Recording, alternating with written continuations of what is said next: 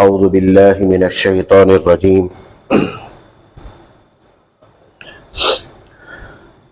پناہ مانگتا ہوں میں اللہ کی شیطان مردود سے۔ بسم اللہ الرحمن الرحیم، شروع کرتا ہوں اللہ کا نام لے کر جو بڑا مہربان نہایت رحم والا ہے۔ وَلَا تَنكِحُوا الْمُشْرِكَاتِ حَتَّى يُؤْمِنْ، اور نکاح مت کرو کافر عورتوں کے ساتھ جب تک کہ وہ مسلمان نہ ہو جائے۔ وَلَأَمَةٌ مُؤْمِنَةٌ خَيْرٌ مِّن مُشْرِكَةٍ وَلَوْ أَعْجَبَتْكُمْ، اور مسلمان عورت چاہے وہ باندھی ہی کیوں نہ ہو، وہ 1000 درجہ بہتر ہے کافر عورت سے، اگرچہ وہ تم کو اچھی ہی معلوم ہو، یعنی بھلی ہی معلوم ہو۔ وَلَا تُنكِحُوا الْمُشْرِكِينَ حَتَّى يُؤْمِنُوا، اور عورتوں کو کافر مردوں کے نکاح میں مت دو جب تک کہ وہ مسلمان نہ ہو جائے۔ وَلَعَبْدٌ مُؤْمِنٌ خَيْرٌ مِّن مُشْرِكٍ وَلَوْ أَعْجَبَكُمْ، اور مسلمان مرد غلام بہتر ہے کافر مرد سے، اگرچہ وہ تم کو اچھا ہی معلوم ہو۔ اولئک یدعون الی النار، یہ لوگ دوزخ کی طرف دعوت دیتے ہیں۔ واللہ یدعو الی الجنۃ والمغفرۃ بإذنہ، اور اللہ تعالی جنت اور مغفرت کی طرف دعوت دیتا ہے اپنے حکم سے۔ وَيُبَيِّنُ آیاتہ للناس لعلہم یتذکرون، اور اللہ تعالی آدمیوں کو اپنے احکام کھول کھول کر بتلاتا ہے تاکہ وہ لوگ نصیحت پر عمل کریں۔ ابھی جس آیت کا ترجمہ آپ کو پڑھ کر سنایا گیا، یہ سورہ بقرہ کی 220 پر 1ویں آیت 221ویں آیت ہے۔ اس سے پہلی آیت کے اندر گزشتہ درس میں، گزشتہ مجلس میں آپ کے سامنے یہ بات آئی تھی کہ یتیموں کے ساتھ خیر خواہی کا معاملہ کرنا چاہیے، یتیم کے مال کو ناحق طریقے سے ظلماً دھوکہ دے کر اس کے مال کو نہیں کھانا چاہیے۔ تو اللہ نے دوسری جگہ فرمایا جو یتیم کے مال کو ناحق طریقے سے کھاتے ہیں وہ اپنے پیٹ میں انگار بھر رہے ہیں، اور جب انگار بھر رہے ہیں تو وہ جہنم ہی میں داخل ہوں گے۔ اسی طرح ایک دوسری جگہ اللہ نے پارے 15 میں اللہ نے فرمایا سورہ بنی اسرائیل کے اندر، یتیم کے مال کو اچھے طریقے سے ہی کھاؤ، ان کے قریب بھی نہ جاؤ۔ تو صحابہ کے پاس بہت سارے یتیم بچے تھے، ان کے اموال ان کے پاس رہتے تھے، تو ان کو الگ الگ کر کے ان کا کھانا الگ بناتے تھے اور خود کا کھانا الگ سے تیار کرتے تھے۔ تو کبھی کھانا بچ جاتا، زیادہ ہو جاتا تو وہ خراب ہو جاتا، سڑ جاتا۔ تو صحابہ کو بڑی پریشانی ہوئی کہ اگر ایسے ہی کیا جائے گا تو اس کی وجہ سے ان کا مال اور بھی ضائع ہو جائے گا۔ تو اللہ کے نبی صلی اللہ علیہ وسلم کی خدمت میں آ کر انہوں نے سوال کیا، پوچھا، تو اللہ تبارک و تعالیٰ نے فوراً آیتیں اتار دی۔ اللہ نے کہا کہ کون اچھی نیت سے مال کو ملاتا ہے، کون خراب نیت سے مال کو ملاتا ہے، اللہ بہتر جانتے ہیں۔ اس لیے ان کی خیر خواہی، ان کی ہمدردی کو سامنے رکھ کر ان کے مال کو استعمال کیا جائے۔ تھوڑا سا ان کا مال لے لیا اور اپنا مال ملا لیا، تھوڑا ان کے لیے کچھ بنا لیا، اپنے لیے کچھ بنا لیا، اس میں بچ بھی جائے گا، سڑ جائے گا، خراب ہو جائے گا، تو اللہ تمہاری پکڑ نہیں کریں گے۔ لیکن تم نے اپنا مال تو تھوڑا استعمال کیا اور اس کے مال کو تم نے زیادہ استعمال کر لیا، تو اللہ تبارک و تعالیٰ اس وقت تمہاری پکڑ کریں گے۔ تو دین بہت آسان ہے۔ اللہ نے کہا اللہ اگر چاہتے تو تمہیں تنگی میں ڈال دیتے، تکلیف میں ڈال دیتے۔ اللہ نے تنگی میں بھی نہیں ڈالا، تکلیف میں بھی نہیں ڈالا، پریشانی میں بھی نہیں ڈالا۔ یہ اللہ کا احسان ہے۔ گزشتہ مجلس میں اس آیت کے بارے میں آپ کے سامنے وضاحت آئی تھی۔ آج جو آیت آپ کے سامنے پڑھ کر سنائی گئی، جس کا ترجمہ کیا گیا، ایک صحابی حضرت ابو مرثد غنوی رضی اللہ تعالی عنہ، ان کو ایک عورت نے نکاح کی پیشکش کی، نکاح کی دعوت دی کہ آپ میرے سے نکاح کر لیں۔ یہ مسلمان تھے، صحابی رسول تھے صلی اللہ علیہ وسلم، اور جس عورت سے جو عورت پیشکش کر رہی تھی، یا یہ خود اس عورت کو چاہتے تھے، تو وہ عورت کافرہ تھی، لیکن خاندان کے اعتبار سے اور مالداری کے حساب سے خاندان بھی اعلیٰ درجے کا خاندان، قریش خاندان سے تھی، اور مال کے اعتبار سے بھی اللہ نے بہت مال سے نوازا تھا اس کو۔ تو انہوں نے آ کر اللہ کے نبی صلی اللہ علیہ وسلم سے پوچھا، اے اللہ کے نبی صلی اللہ علیہ وسلم، فلاں عورت سے میں نکاح کرنا چاہتا ہوں، لیکن وہ عورت کافرہ ہے، ایمان والی نہیں ہے۔ تو اللہ تبارک و تعالیٰ نے اس موقع پر یہ آیت اتاری۔ اسی کو شان نزول کہا جاتا ہے۔ مطلب آیت کب اتری، کون سے موقع پر اتری؟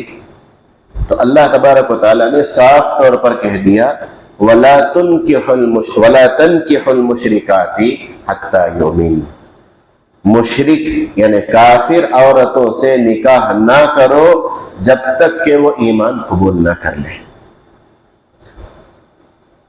ایمان یہ بہت بڑی چیز ہے، ایمان بہت بڑی چیز ہے۔ یہاں رک کر ایک دوسری بات جو ضروری بات ہے وہ کہنا چاہتا ہوں۔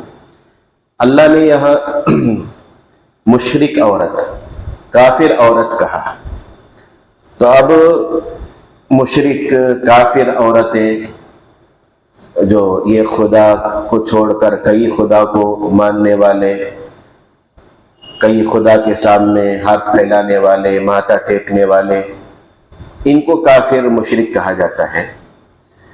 اب ان کو چھوڑ کر بہت ساری عورتیں کتابیہ، کتابیہ سے مراد یہودیہ عورتیں، عیسائی عورتیں، کرسچن عورتیں، یہودی عورتیں، کرسچن عورتیں رہتی ہیں، جن کو کتابیہ کہا جاتا ہے۔ کتابیہ کیوں کہا جاتا ہے؟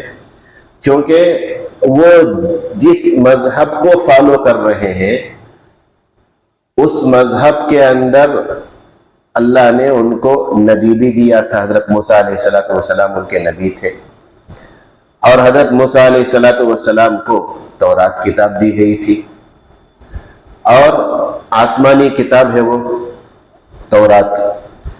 اور اسی طرح عیسائی، ان کے نبی حضرت عیسیٰ علیہ السلام، ان کو بھی کتاب دی گئی تھی، انجیل۔ تو اب کافر عورتوں کے مقابلے میں اگر دیکھا جائے تو کتابیہ عورت سے نکاح کرنے کی گنجائش ملتی ہے۔ یا ذرا سب بھی ذرا غور سے سننا، جتنا یہ اہم مسئلہ ہے، جتنا غور سے سنیں گے اتنی بات آسانی سے سمجھ میں آئے گی۔ باڈیلی پریزنٹ، مینٹلی ایبسینٹ ہے تو اتنا پورا چوپٹ ہو جاتا ہے۔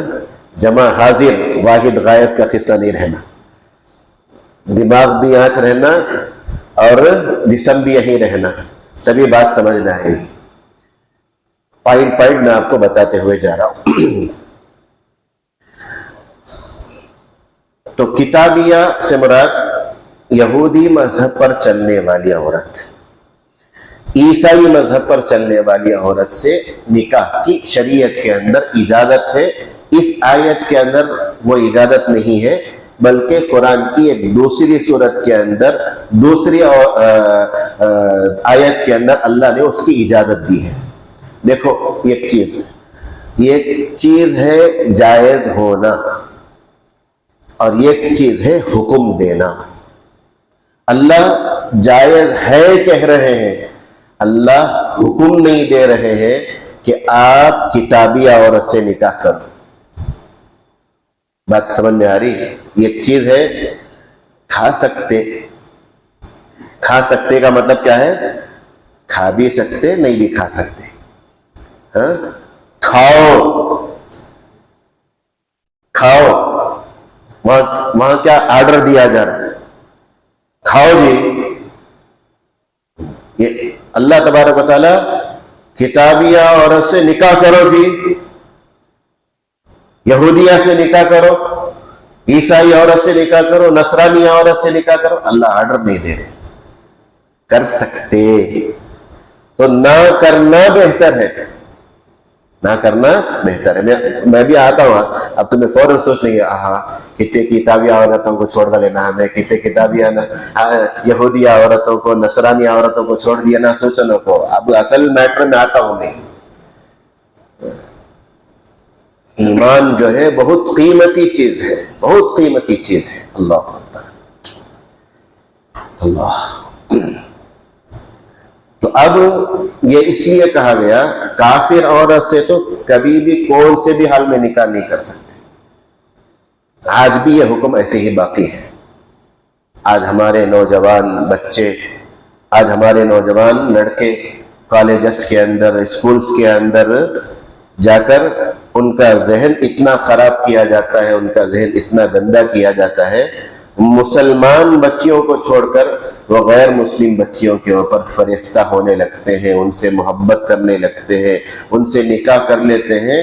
اور ہوتا کیا ہے, ان کو مسلمان تو نہیں بناتے, ان کے مذہب میں رہیں گے, ہمیں ہمارے مذہب میں رہیں گے. یاد رکھو, انہیں ان کے مذہب میں رہتے ہوئے تمہیں کورٹ میرج جو بھی کر لو, نکاح تو بھی پڑھ لو, کیا تو بھی کر لو, جب تک انہیں مسلمان نہیں ہوتی اس وقت تک تمہارا نکاح صحیح نہیں ہوتا.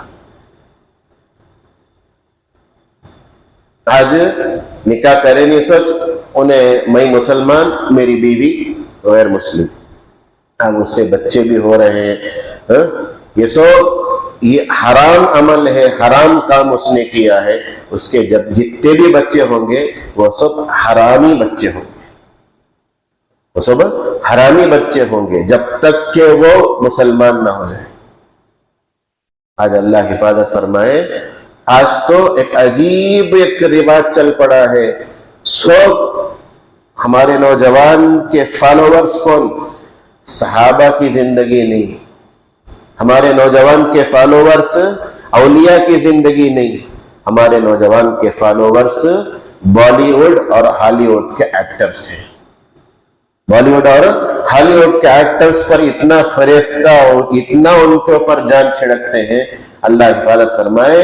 وہاں سے جو گندگی پھیلی ہے آج مسلم سماج کے اندر, مسلم معاشرے کے اندر وہ گندگی پھیلتی جا رہی ہے, وہ گندگی پھیلتی جا رہی ہے. اب تو کیا لائیو ان ریلیشن شپ کا چند دن رکھ کر نکاح نہیں سو, چند دن, 1 سال 2 سال ہمیں رہ کر تمہارے مزاج کو میں پہچاننا, میرے مزاج کو تمہیں پہچاننا, پہچاننے کے بعد اس کے بعد ہمیں نکاح کریں گے. آپ کو معلوم ہے یا نہیں معلوم, چند مہینوں پہلے ایک کم وقت ایک ناہنجار مسلمان نے ایک غیر مسلم عورت سے ایسے ہی تعلق, ناجائز تعلق قائم کر کے, غلط تعلق قائم کر کے اس عورت کے ٹکڑے کر کے فریج میں رکھ کر اس کے بعد جا کر وہ کہیں ڈال دیا اس کو. نکاح جو ہے عبادت ہے, جہاں نکاح کی وجہ سے آدمی اپنی خواہش پوری کر سکتا, نسل بڑھ سکتی ہے, اس سے بڑھ کر اللہ کا حکم ہے اور عبادت ہے اور نبیوں کی سنت ہے. آج اس نکاح کو ہم نے غلط رنگ دے دیا, غلط طریقے سے لائیو ان ریلیشن پہلے رکھ کر 1 سال 2 سال دیکھو, اس کے بعد اللہ حفاظت فرمائے. اللہ کے نبی صلی اللہ علیہ وسلم نے فرمایا, جس جگہ اجنبی مرد اور اجنبی عورت ہوتی ہے وہاں تیسرا شیطان ہوتا ہے.